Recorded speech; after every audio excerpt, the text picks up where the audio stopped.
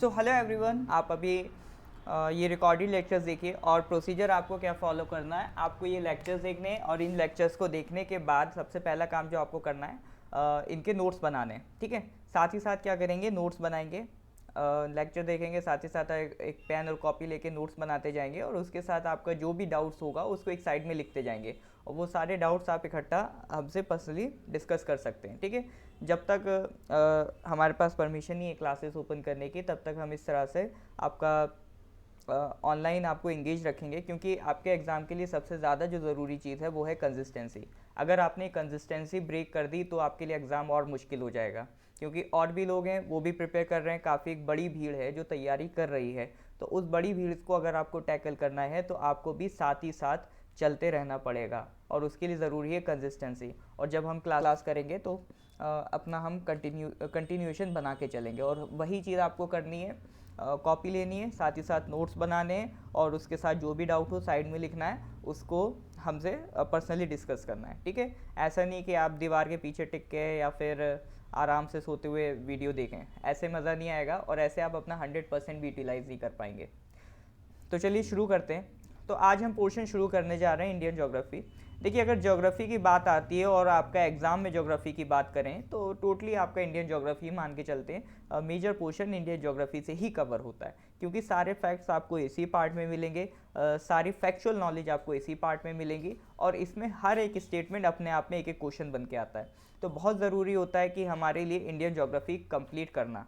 Important topics subjects हम पहले ही समझ चुके हैं, पॉलिटी है, ज्योग्राफी है और हिस्ट्री है। खास तौर से पॉलिटी एंड ज्योग्राफी, और ज्योग्राफी में भी जो फैक्ट्स हैं वो सब डिस्कस करने हमें ज़रूरी हैं।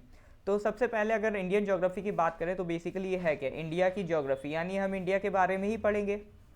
इंडिया से रिलेटेड हर वो ज़रूरी जानकारी जो हमारे एग्ज़ाम के लिए इंपॉर्टेंट है वो सब हम इस लेक्चर सीरीज़ में डिस्कस करेंगे और अपने क्लासेस में भी डिस्कस करते हुए आ रहे हैं। तो सबसे पहले अगर इंडिया की बात करेंगे तो इंडिया का मैप तो देखना बनता है। तो ये रहा हमारा इंडिया का मैप। अच्छा, कोई बता सकता है क्या ये पॉलिटिकल मैप है या फिजिकल मैप? तो एक तरीके से आप देखें तो ये पॉलिटिकल मैप है। फ़र्क क्या होता है, फिजिकल मैप में आपको फिजिकल फीचर्स दिखते हैं, जैसे माउंटेन्स है, रिवर्स है, प्लेट्यूज़ हैं, ये सब जिस मैप में मिले वो फिजिकल मैप है। यहाँ पर हमें इसकी पॉलिटी पता चल रही है, यानी ये कश्मीर है, ये हिमाचल है, ये उत्तर प्रदेश है, ये मध्य प्रदेश है। तो ये कैसा मैप हो गया, ये हमारा फिजिकल मैप। और ये थोड़ा सा ओल्ड मैप है, क्योंकि आज का आप करंट मैप देखेंगे तो ये जम्मू कश्मीर में भी दो हिस्से हो गए हैं, ये जम्मू कश्मीर और ये लद्दाख। ठीक है, तो शुरू करते हैं। तो ये कुछ इंडिया के इस तरह से शेप है। तो सबसे पहला part, India is the 7th largest country in the world. ठीक है, रैंक एरिया वाइज अगर एरिया की बात हम करें तो एरिया में अगर इंडिया की रैंक निकाली जाए तो एरिया में हमारी रैंक क्या है, 7। और अगर पॉपुलेशन में निकाली जाए तो पॉपुलेशन में हमारी रैंक है 2। तो एरिया वाइज हमारी रैंक है 7 और पॉपुलेशन वाइज हमारी रैंक है 2। चलिए ठीक है, आगे देखते हैं। हमारा एरिया कितना है, 32,87,263 स्क्वायर किलोमीटर।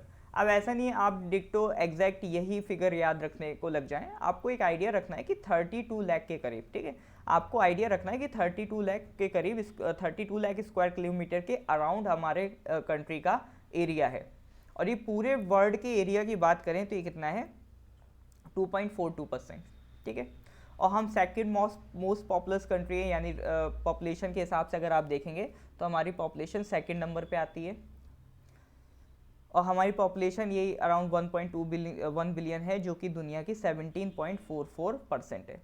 यानी हमारे पास एरिया का शेयर कम है लेकिन पॉपुलेशन का शेयर ज़्यादा है। ठीक है, समझ रहे हैं ना, एरिया का शेयर कम है, पूरी दुनिया का एरिया कितने, पूरी दुनिया का जो एरिया है उसमें से हमारे पास सिर्फ कितना एरिया है, 2.42%। और पॉपुलेशन कितना पूरी दुनिया का, 17.44%। यानी कि पॉपुलेशन ज़्यादा है, एरिया कम है। तो इससे क्या बढ़ेगा, इससे बढ़ेगा पॉपुलेशन डेंसिटी, यानी हमारे यहाँ लोग ज़्यादा रहते हैं। पर अगर हम स्क्वायर किलोमीटर एरिया में लोग देखें तो नंबर ऑफ़ लोग जो हैं काफ़ी ज़्यादा मिलेंगे। अब एक पार्ट है, इंडियन सब continent is located in the northern and eastern hemisphere. ये देखिए बहुत बेसिक सी चीज़ है और कभी भी एग्जाम में इस तरह के सवाल पूछे जा सकते हैं कि कहना क्या चाह रहा है, इंडियन सब continent is located in the northern and eastern hemisphere. तो ऐसे देखिए, ये कुछ हमारा अर्थ है। ठीक है, थोड़ा सा और इसको सर्किल बनाएंगे।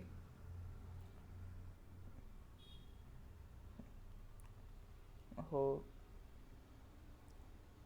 ठीक है, ये मान लेते हैं ये अर्थ है, तो ये ऊपर वाला कौन सा हो गया, ऊपर हो गया नॉर्थ, नीचे क्या हो गया साउथ, ठीक है।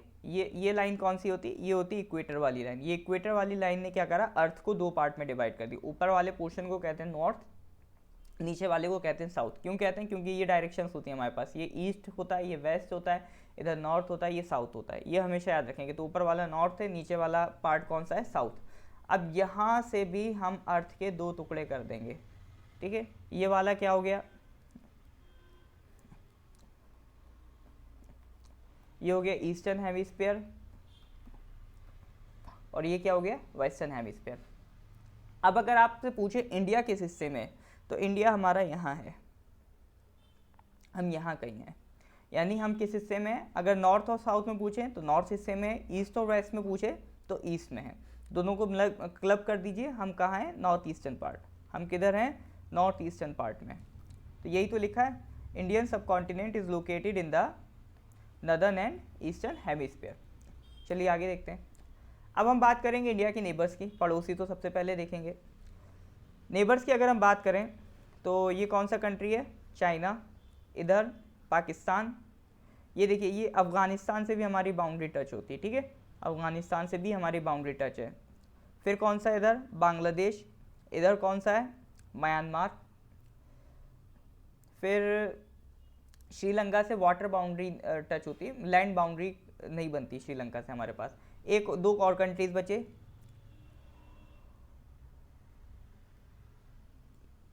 नेपाल और भूटान, ठीक है, नेपाल और भूटान, ये भी दो कंट्रीज बचे हमारे पास। तो टोटल कितने नेबर्स हो गए हमारे पास, बांग्लादेश, चाइना, पाकिस्तान, नेपाल, म्यांमार, भूटान, अफगानिस्तान।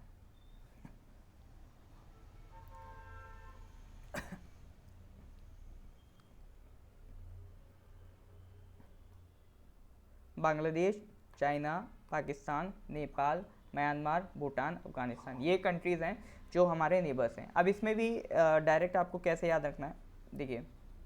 अच्छा एक चीज़ और, ये तो नेबर्स हैं, इसके साथ साथ एक सवाल और आ जाता है, कोस्टल बाउंड्री किसकी सबसे लंबी है, कोस्टल मतलब लैंड बाउंड्री किसकी लंबी है। मतलब जैसे अगर पाकिस्तान से अगर हम बात करें तो ये हमारा लैंड बाउंड्री है, ये वाला पोर्शन, ठीक है, ये हमारा लैंड बाउंड्री है पाकिस्तान से। अफगानिस्तान से देखिए कितनी छोटी सी बाउंड्री है, बिल्कुल ये सबसे छोटी बाउंड्री अफगानिस्तान से ही है।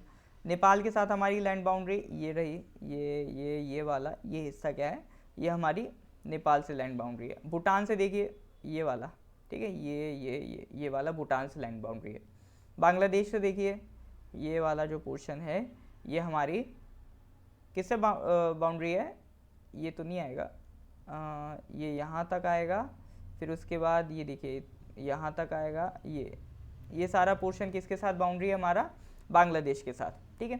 तो अगर इन लैंड बाउंड्रीज़ की अगर हम लेंथ निकालें तो क्या लगता है आपको सबसे ज़्यादा लंबी लेंथ किसकी होगी। तो जनरली लोगों को लगता है कि चाइना इतना बड़ा कंट्री है तो चाइना या फिर पाकिस्तान। देखने में तो ऐसा फील आएगा आपको चाइना या पाकिस्तान, इन दोनों से आपकी जो बाउंड्री है वो सबसे लंबी है। बट एक्चुअल में अगर आप देखें, एक्चुअल में किससे लंबी है, बांग्लादेश। सबसे लंबी बाउंड्री हम किसके साथ शेयर कर रहे हैं, बांग्लादेश। तो ये भी सवाल आ जाता है कि सबसे लंबी बाउंड्री हम किसके साथ शेयर कर रहे हैं। तो ये पूरा एक रैंक है, इसको याद रखने के लिए एक टेक्निक है, ऐसे याद रखिए, B for Bangladesh, C for China. ये पूरा ऑर्डर में लिखा है, सबसे बड़ी बाउंड्री बांग्लादेश के साथ है, फिर चाइना, फिर पाकिस्तान, फिर नेपाल, फिर म्यांमार, फिर भूटान, फिर अफगानिस्तान। तो बी से लिखा Bangladesh, C for China, P for Pakistan, N for Nepal, ठीक है, M for Myanmar, B for Bhutan, A for Afghanistan. तो अगर आपको इसको याद करना है कौन कौन सी कंट्रीज़ हैं वो कितना बाउंड्री शेयर करती हैं, तो ऐसे याद कर सकते हैं, बचपन MBA, BCPN, इसको अगर थोड़ा मिला के पढ़ें तो कहेंगे बचपन MBA, ठीक है।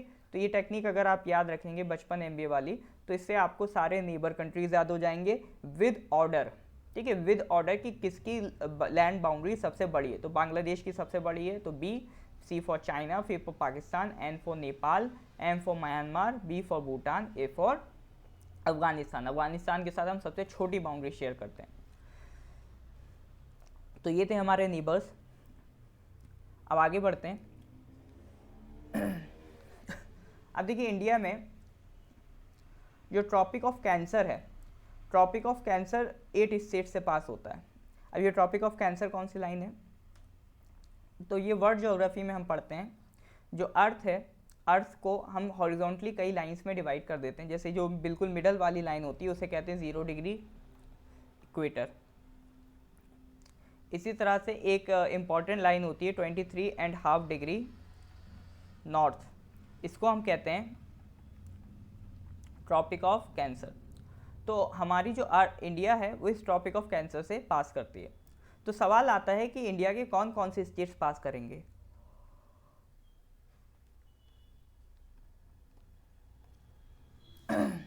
तो इंडिया के कौन कौन से, ये देखिए ये लाइन जा रही है, ये आपका ट्रॉपिक ऑफ कैंसर वाली लाइन जा रही है। तो आप खुद देख के बताइए कौन कौन से स्टेट्स हैं और उनको लिखिए, ठीक है। आप खुद देखिए और बताइए कौन कौन से स्टेट्स हैं जहाँ से आपकी ट्रॉपिक ऑफ कैंसर वाली लाइन पार हो रही है। Gujarat, MP,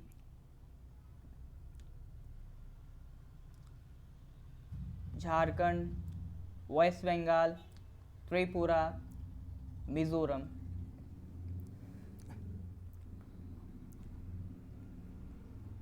Gujarat, MP, Jharkhand, West Bengal, Tripura, Mizoram, ठीक है। कौन कौन से हो गए, गुजरात, एमपी, अच्छा एक स्टेट आप मिस कर रहे हैं, गुजरात, एमपी, फिर छत्तीसगढ़ है, ये देखिए, फिर झारखंड है, फिर वेस्ट बंगाल है, फिर त्रिपुरा है, फिर मिजोरम है। तो स्टेट्स कौन कौन से हो गए, गुजरात हो गया, राजस्थान हो गया, ठीक है।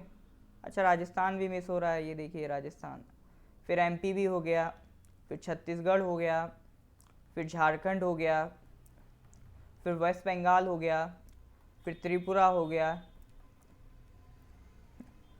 फिर मिजोरम हो गया, ठीक है।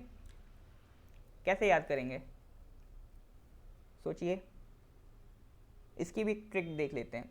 इसके लिए एक ट्रिक है, मैं यहाँ लिख देता हूँ, ये सारे स्टेट्स इरेज करके एक स्टेटमेंट बताऊंगा, उसे रट लेना। वो रट लेंगे तो समझिए आप कभी भी नहीं भूलेंगे कि कौन कौन से स्टेट से ट्रॉपिक ऑफ कैंसर पास होता है। मीराज JCB एट GMT, मीराज JCB एट GMT, मीरा MI से क्या बनेगा, MI से बनेगा मिजोरम। आर से क्या बनेगा, आर से बनेगा राजस्थान। जे से क्या बनेगा, जे से बनेगा झारखंड। सी से क्या बनेगा, सी से बनेगा छत्तीसगढ़।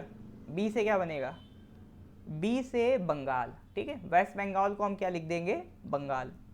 एट से कुछ नहीं बनेगा, GMT पे आ जाइए। GMT, G for Gujarat, M for Madhya Pradesh, T for Tripura, ठीक है। तो याद रखेंगे मीराज JCB एट GMT। तो मिजोरम, राजस्थान, झारखंड, छत्तीसगढ़, बंगाल, गुजरात, मिजोरम, त्रिपुरा। तो ये कितने स्टेट्स हो गए, 1 2 3 4 5 6 7 8। तो 8 स्टेट्स हैं जिससे ट्रॉपिक ऑफ कैंसर पास होता है। तो दो बातें, या तो वो ऐसे पूछ लेगा कि कितने स्टेट्स हैं जिससे ट्रॉपिक ऑफ कैंसर पास होता है, पहला सवाल, या पूछ लेगा कौन सी लाइन इंडिया से पास होती है। तो सिंपल है, ट्रॉपिक ऑफ कैंसर पास होती है, इक्वेटर तो नहीं होती। तीसरा सवाल, ये 8 स्टेट्स में से कोई भी 4 ऑप्शन बना देगा, ABCD, और उसमें से 3 ऑप्शन में वो स्टेट्स होंगे जो ट्रॉपिक ऑफ कैंसर से पास हो रहे होंगे, चौथे में लिखा होगा ये जो ट्रॉपिक ऑफ कैंसर से पास नहीं हो रहा होगा। और सवाल वो दे देगा कि इनमें से कौन सा स्टेट ट्रॉपिक ऑफ कैंसर से पास नहीं हो रहा है, तो आपको डी लगा देना है, ठीक है। तो 4 ऑप्शन में 4 स्टेट होंगे, उसमें से या तो आपको ये बताना होगा कि कौन सा स्टेट ट्रॉपिक ऑफ कैंसर से पास हो रहा है, या ये बताना होगा कौन सा ट्रॉपिक ऑफ कैंसर से पास नहीं हो रहा है। इस तरह के भी सवाल जनरली आते रहते हैं, ठीक है। तो मीराज JCB एट GMT, इसको अच्छे से याद रखेंगे। अब इसके बाद कुछ आइलैंड्स पूछ लेता है, जैसे अभी रिसेंटली LDC के एग्जाम में पूछ लिया था कि लक्षद्वीप कौन से सी में है। तो लक्षद्वीप आइलैंड है एक हमारे पास अरेबियन सी में, और एक अंडमान एंड निकोबार आइलैंड्स है बे ऑफ बंगाल में, ठीक है। ये हमारा इंडिया का लैंड पोर्शन है, ये वाटर पोर्शन है, ठीक है। ये है बे ऑफ बंगाल, ये है अरेबियन सी, यहाँ पानी मिलेगा, और नीचे क्या आ गया, ये आ गया इंडियन ओशियन। तो 3 साइड से हम पानी से घिरे, इधर साइड अरेबियन सी, इधर साइड बे ऑफ बंगाल, नीचे आ गए इंडियन ओशन। 3 साइड से पानी से घिरे हैं, और ऐसी कोई भी लैंड का पोर्शन जो 3 साइड पानी से घिर जाए उसे कहते हैं पेनिनसुला। तो इसीलिए हमारा इंडिया का ये वाला जो पोर्शन होता है, ये ट्रायंगुलर पोर्शन, ये पेनिनसुला कहलाता है। कई बार आपने वर्ड सुना होगा पेनिनसुलर इंडिया, तो अगर पेनिनसुलर इंडिया बोल रहा है तो वो इस ही पोर्शन की बात कर रहा है। पेनिनसुलर इंडिया बोल रहा है तो इस ही पोर्शन की बात कर रहा है, ठीक है।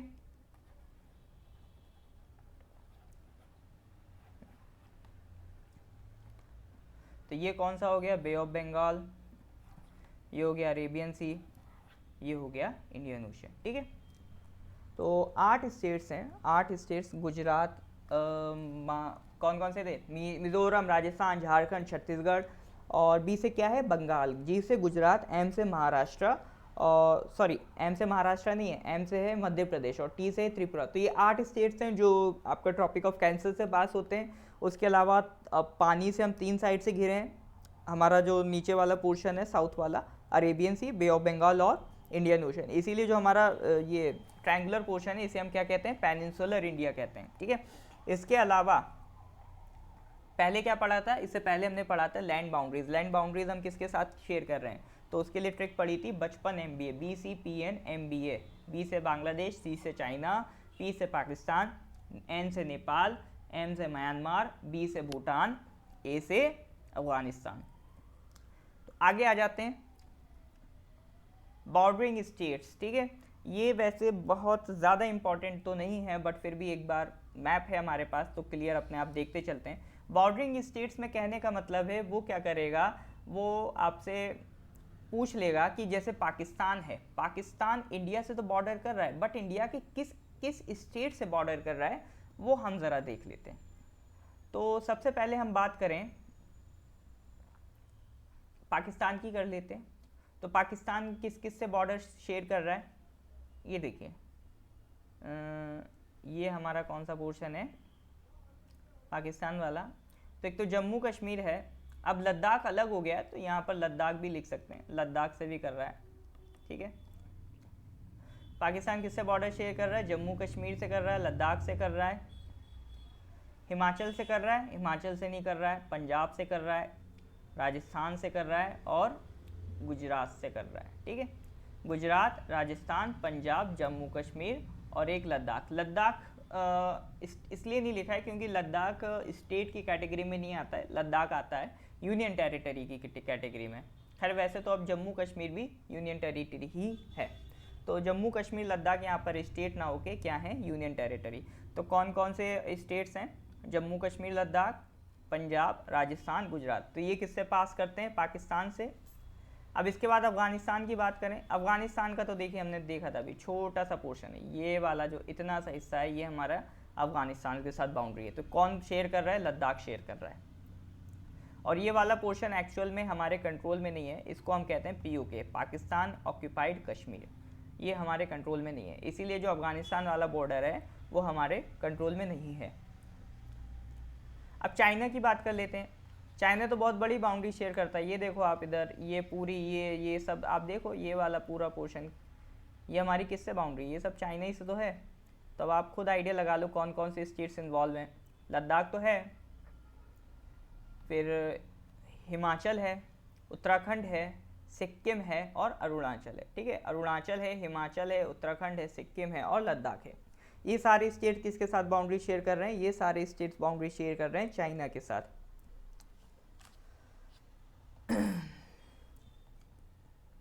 अब अगला पार्ट आ जाते हैं, अगले में क्या है, नेपाल। नेपाल किस किस के साथ बाउंड्री शेयर कर रहा है, तो नेपाल शेयर कर रहा है यूपी के साथ, बिहार के साथ, उत्तराखंड के साथ, वेस्ट बंगाल के साथ और सिक्किम के साथ। मैप में देखिए, मैप में देखिए, मैप में ये नेपाल कहाँ है, ये रहा नेपाल। एक तो ये इधर उत्तराखंड, ये उत्तर प्रदेश, ये बिहार और ये सिक्किम। और कोई बचा जिससे बाउंड्री शेयर कर रहा है नेपाल, वेस्ट बंगाल। ये देखिए, ये सिक्किम तो है, ये West Bengal. West Bengal actual में यहाँ तक आता है, ठीक है। कई लोग क्या करते हैं, इंडिया में समझते हैं कि वेस्ट बंगाल यहाँ पे निपट गया, जबकि वेस्ट बंगाल यहाँ तक जाता है। ये पूरा पोर्शन, ये यहाँ तक वेस्ट बंगाल आता है, ये क्लियर रखिएगा। ये सब, ये वाला पूरा पोर्शन क्या है, वेस्ट बंगाल। तो वेस्ट बंगाल जनरली लोग भूल जाते हैं कि नेपाल की बाउंड्री है। तो नेपाल के साथ कौन कौन से हो गया आपका, उत्तराखंड हो गया, उत्तर प्रदेश हो गया, बिहार हो गया, वेस्ट बंगाल हो गया और सिक्किम हो गया। और अरुणाचल होगा, अरुणाचल भूटान के साथ या नेपाल के साथ नहीं होगा, ठीक है। यूपी, बिहार, उत्तराखंड, वेस्ट बंगाल, सिक्किम, ये मैप से आप अपने आप ही देख सकते हैं, ठीक है। अब आ जाइए भूटान पे। भूटान किस किस के साथ शेयर कर रहा है, एक साइड है ये सिक्किम, एक साइड है अरुणाचल, और ये क्या है, ये कौन सा स्टेट है, ये है आसाम, और ये कौन सा स्टेट है, वेस्ट बंगाल दिख रहा है, बिल्कुल दिख रहा है, ये है वेस्ट बंगाल। तो ये कौन सा हो गया, Sikkim, waste Bengal, Assam, Arunachal Pradesh.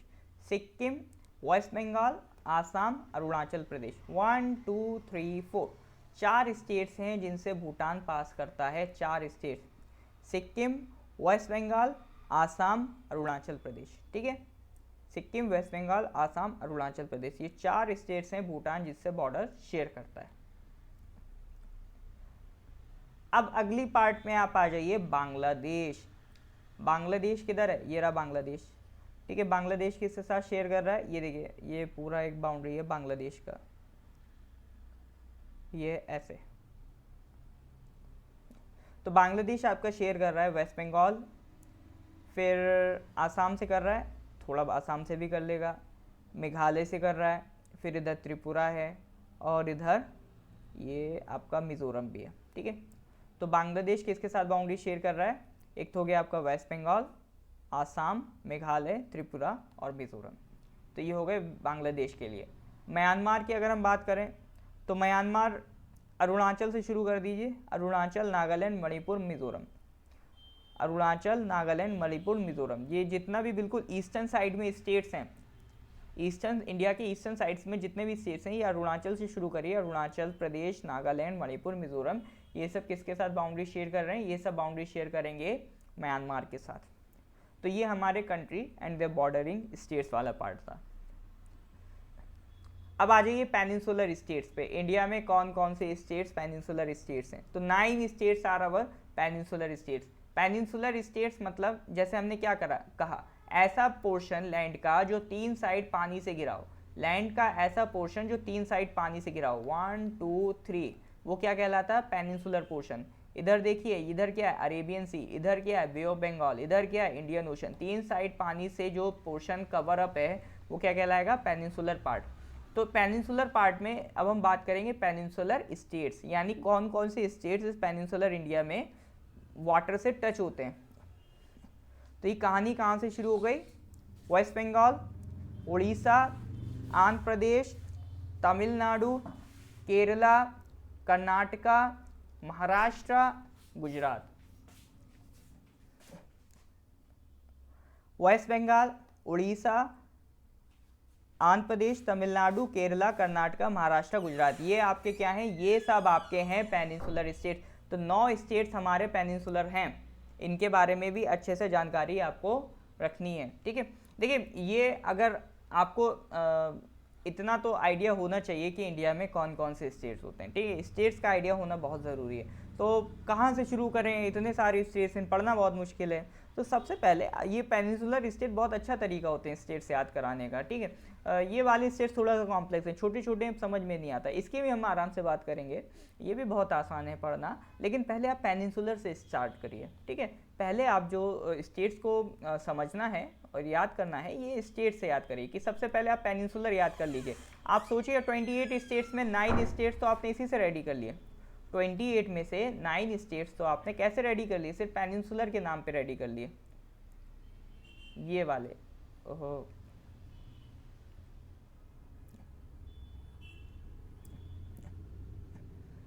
Waste Bengal, Orissa,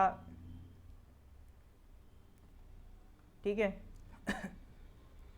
Andhra Pradesh, Tamil Nadu, waste Bengal, Orissa, Andhra Pradesh, Tamil Nadu, ठीक है। ये हो गए। और इसके बाद इधर आ जाइए, केरला, कर्नाटका, महाराष्ट्र और गुजरात, ठीक है। केरला, कर्नाटका, महाराष्ट्र, गुजरात। क्या काफ़ी है? कोई स्टेट मिस हो रहा है? एक स्टेट मिस हो रहा है, ठीक है। केरला, कर्नाटका, कर्नाटका और महाराष्ट्र के बीच में कौन सा है? गोवा, गोवा मिस हो रहा है, ठीक है।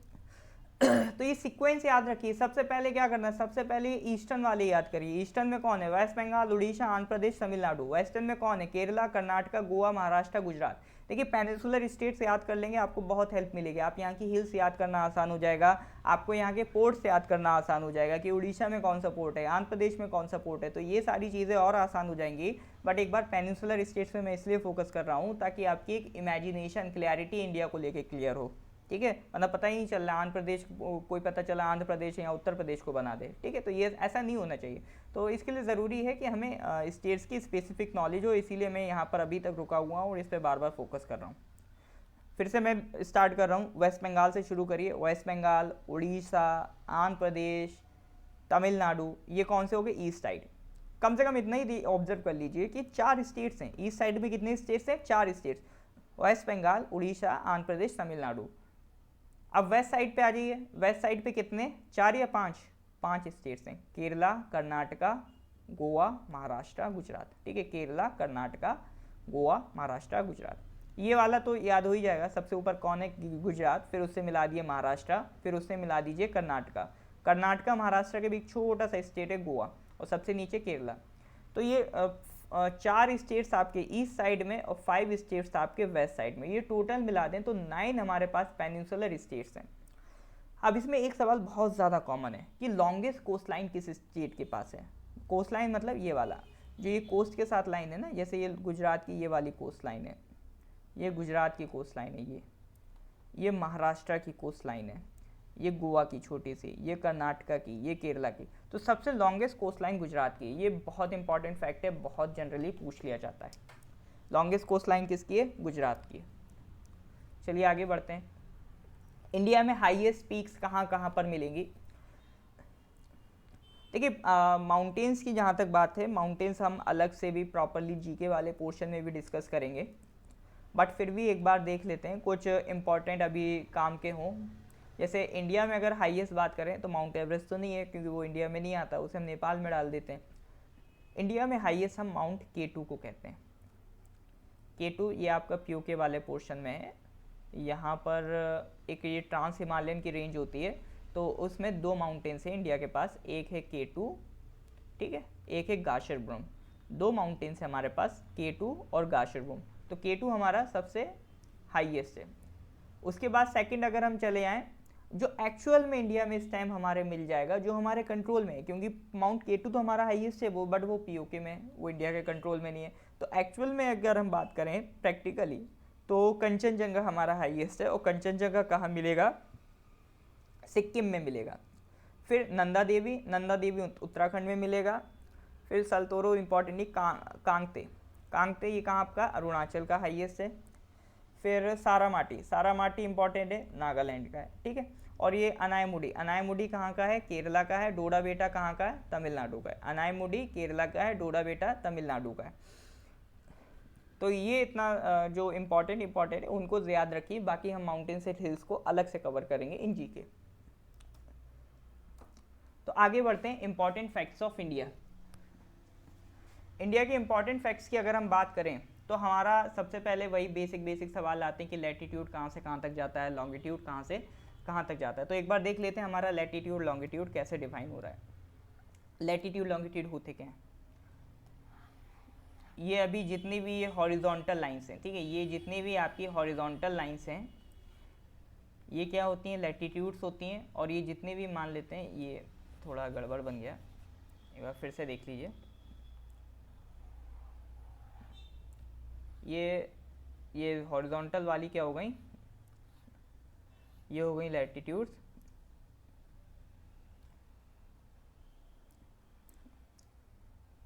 ये क्या हो गई?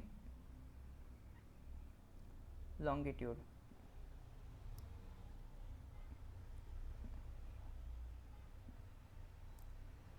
ये थोड़ा सा गड़बड़ बन रही। ये ऐसे समझ सकते हैं, जो भी ये लेटी लाइन्स है, ये हॉरिजॉन्टल लाइन्स, ये लैटिट्यूड्स, और ये जो भी लॉन्ग लाइन्स है, ये क्या हो गई? लॉन्गिट्यूड्स। अब हर कंट्री इन लाइन से पास कर सकता है। जैसे एक लॉन्गिट्यूड होगा यहाँ से लेकर यहाँ तक, ये इंडिया के लॉन्गिट्यूड का एक्सटेंट है। लैटिट्यूड का एक्सटेंट ये यहाँ से लेकर जहाँ तक इंडिया का हाईएस्ट होगा यहाँ तक, ये इंडिया का लैटिट्यूड एक्सटेंट है। तो अगर इंडिया के लैटिट्यूड और लॉन्गिट्यूड एक्सटेंट की अगर हम बात करें तो बहुत ज़्यादा याद रखने की ज़रूरत नहीं है। लैटिट्यूड कहाँ से कहाँ तक है, ये यहाँ से लेकर हम कह सकते हैं यहाँ तक, ठीक है, यहाँ तक। तो कितना है, 8 degree 4 minutes north to 37 degree 6 minutes north, ठीक है। लॉन्गिट्यूड कहाँ से कहाँ तक है, यहाँ से लेकर यहाँ तक। इंडिया का ईस्टर्न मोस्ट पोर्शन अरुणाचल में मिलता है, केबितू विलेज, और वेस्टर्न मोस्ट पोर्शन कहाँ मिलेगा, गुजरात में मिलेगा। तो ये कहाँ से कहाँ तक है, 68 degree 7 minutes east to 97 degree 25 minutes east. ये मिनट्स इतना याद रखने की ज़रूरत नहीं, इतना याद रख लीजिए, 68 degree east to 97 degree east काफ़ी है। लेंथ थोड़ा आइडिया रखिएगा कि इंडिया नॉर्थ टू साउथ कितनी लेंथ है हमारी, 3214 किलोमीटर, ठीक है। नॉर्थ से लेकर साउथ ये लेंथ हमारी कितनी है, 3214 किलोमीटर। और अगर कोई पूछे ईस्ट से वेस्ट, तो ईस्ट से वेस्ट हमारी लेंथ कितनी है, ये वाली है 2933 किलोमीटर, ठीक है। नॉर्थ टू साउथ है हम 3214 किलोमीटर, और ईस्ट टू वेस्ट अगर कोई पूछे तो 2933 किलोमीटर। इससे ऑब्जर्व करने वाली बात यह है कि आप देख सकते हैं नॉर्थ टू साउथ यानी हमारी जो लेंथ है वो ज़्यादा है कंपेयर टू चौड़ाई, ब्रेड्थ के कंपेयर में हमारी लेंथ ज़्यादा है। तो ये थोड़ा सा ऑब्जर्व आप कर सकते हैं यहाँ पे। इसके अलावा जो इम्पॉर्टेंट है एग्जाम के लिए वो है हमारी कोस्ट लाइन की लेंथ। कोस्ट लाइन हमारी कितनी है, 7516.6 किलोमीटर। आइडिया रखिए 7500 किलोमीटर के करीब होती है हमारी कोस्ट लाइन,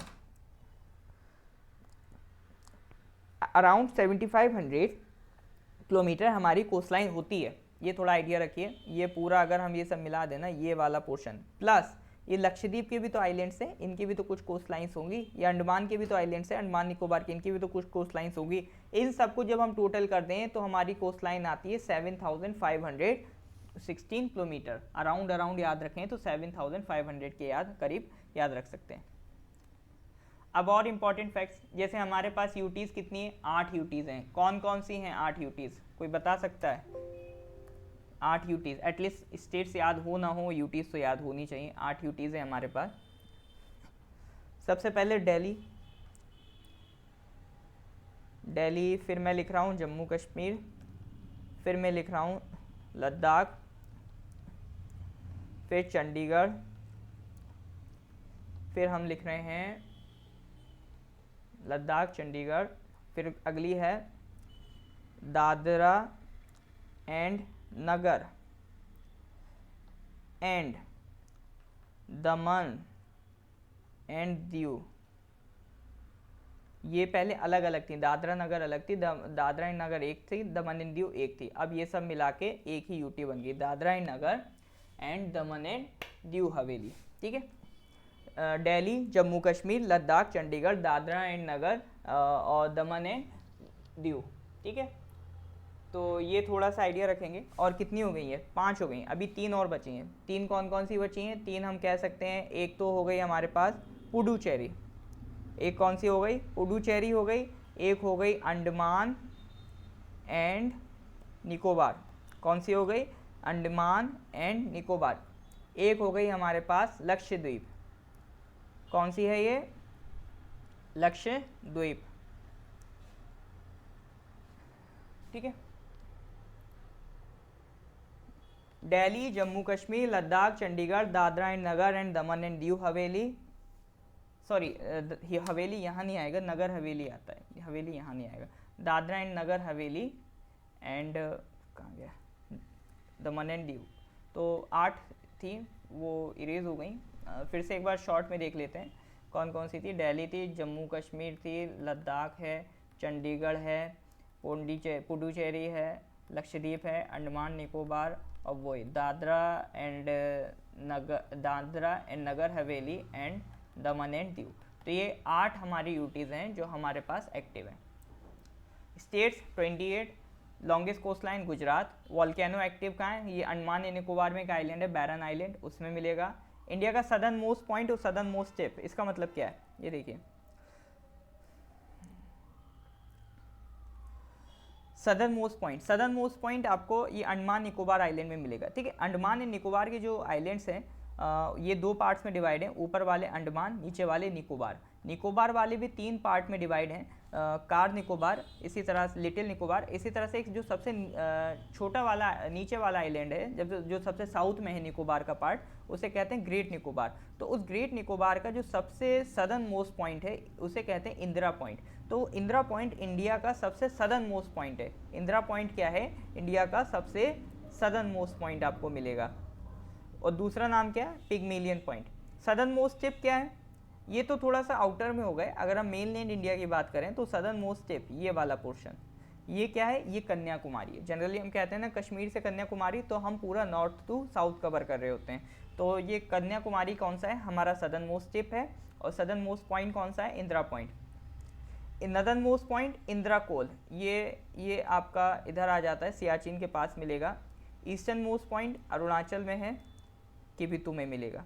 ठीक है, तो ये कुछ इंडिया से रिलेटेड बेसिक जानकारी हैं। जनरली यही अपने आप में पूरा सवाल बन के आ जाता है। ठीक है, डायरेक्ट सवाल बन के यही आ जाता है, तो इसमें आपको घबराने वाली कोई बात नहीं है। आपको बेसिकली सिंपली इनको पढ़ते चले आना है और इनको सॉल्व करते चले जाना है। ठीक है, अगर रिवीजन आप प्रॉपर करेंगे तो आपको कोई दिक्कत नहीं होगी। ज़रूरी यह है जो भी पढ़ते जाएं उसके नोट्स बनाते जाएं, और नोट्स बनाने के साथ साथ उसको रिवाइज करते जाएं, और जो भी डाउट्स हो उनको साइड में लिख लें। आप मेरे से अलग से भी पूछ सकते हैं। ठीक है, क्योंकि देखिए पढ़ाई तो करनी पड़ेगी, क्योंकि आपका लॉकडाउन लगा है, पढ़ाई बंदी हुई है। एग्ज़ाम तो देर से ही लेकिन होगा, तो ये तो कंफर्म है। तो एग्ज़ाम के लिए हो सकता है अभी आगे डेट भी एक्सटेंड हो जाए, लेकिन हमें उसके लिए खुश नहीं होना है। हमें उसके लिए कंसिस्टेंट रहना है, क्योंकि ये रेस होती है मैराथन की। ये कोई एक दिन की रेस नहीं है, एक दिन ढंग से मेहनत कर लिए काम बन जाएगा। ये मैराथन है, आपको कंटिन्यूस दौड़ते रहना पड़ेगा, तभी आपका इसमें काम बनेगा। तो चलिए आगे बढ़ते हैं। आइलैंड्स की बात कर लें तो ये उनके लिए है जो थोड़ा सा एक्स्ट्रा पढ़ना चाहते हैं, बाकी आपके एग्ज़ाम से रिलेटेड बहुत ज़्यादा इसमें ज़रूरत नहीं है।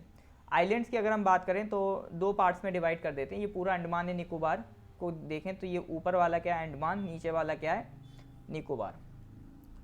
अंडमान के भी जनरली 3-4 पार्ट होते हैं।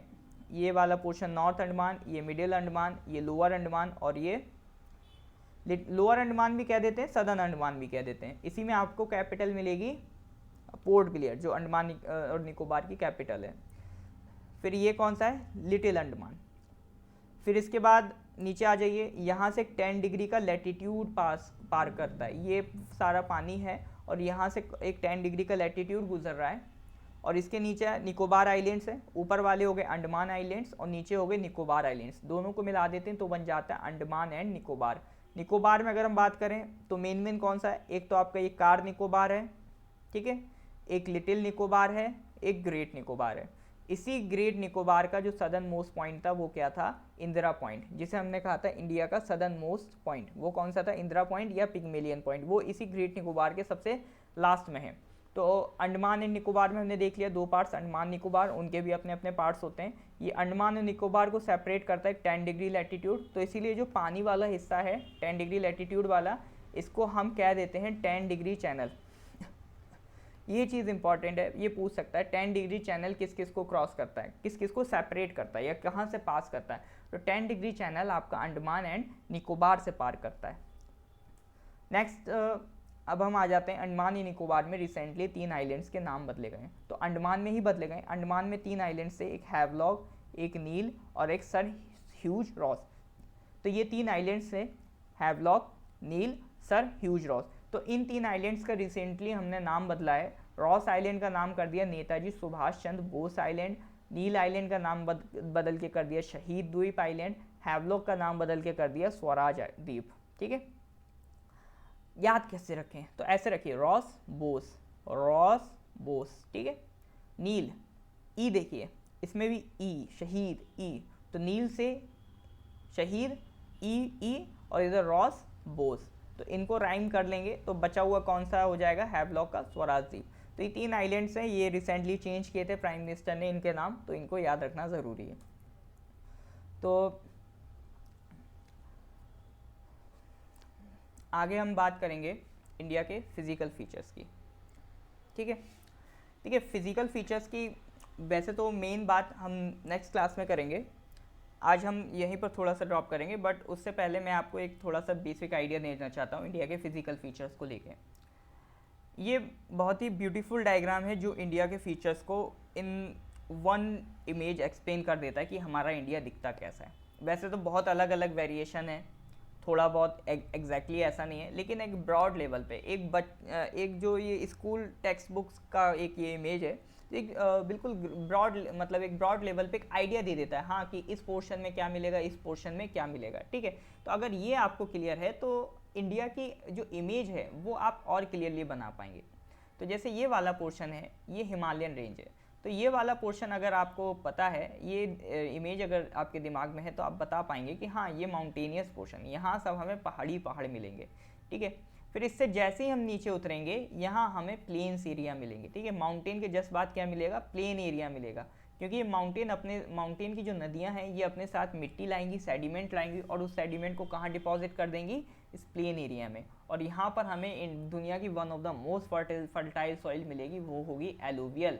और यही एलुवियल सॉइल की वजह से इस एरिया का प्रोडक्शन बढ़ेगा, जिस वजह से यहाँ पर एक पावरफुल एम्पायर्स डेवलप होंगे। तो ये पूरा, ये आसाम देख सकते हैं, बंगाल देख सकते हैं, यूपी, बिहार, ये पंजाब, ये सारे पोर्शन आपके नदर्न प्लेन्स में कवर हो गए। फिर इधर ईस्ट साइड पे एक पोर्शन है इंडियन डेजर्ट। ये कौन सा पोर्शन है, ये डेजर्ट वाला पोर्शन है इंडिया का।